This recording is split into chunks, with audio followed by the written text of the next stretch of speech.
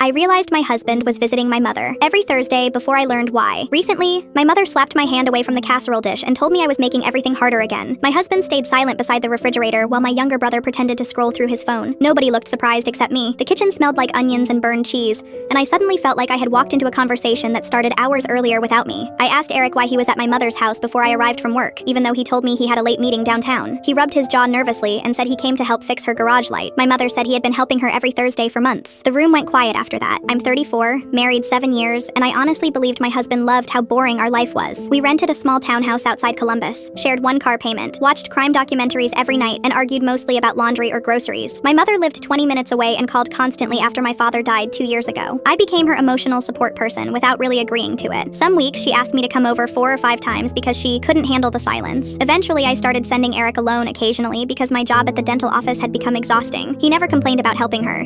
He'd stop at her place after work, fix shelves, bring takeout, or help organize paperwork. I joked once that he visited her more than I did. Nobody laughed hard at the time, which feels obvious now. That night after dinner, Eric admitted he'd been lying about where he spent Thursday evenings. I thought he was about to confess an affair, and honestly, part of me almost preferred that. Instead, he told me my mother had been secretly borrowing money from him for nearly a year, around $18,000 altogether. She apparently had gambling debts from online casino games she started playing after my father died. I laughed at first because it sounded ridiculous. My mother barely understood email attachments. Then Eric opened his banking app and showed me transfer after transfer with notes attached saying, "Please don't tell Claire." My stomach dropped so fast I thought I might pass out. He said he hid it because my mother begged him not to embarrass her. He also admitted he used part of our savings account after his personal money ran out. He watched me panic over bills for months while quietly draining money behind my back to rescue my own mother. I drove to my mother's house around midnight wearing pajama pants and my winter coat. She answered the door already crying, which made me angrier immediately. I asked whether she understood what she'd done to my marriage, and she kept repeating that she was ashamed and scared. She admitted collectors had started calling her job in January. Apparently, she believed one big win would erase everything eventually. I walked through the house noticing things I ignored before. Unopened mail shoved into drawers, empty wine bottles hidden beside the washing machine, overdue notices stacked underneath cookbooks.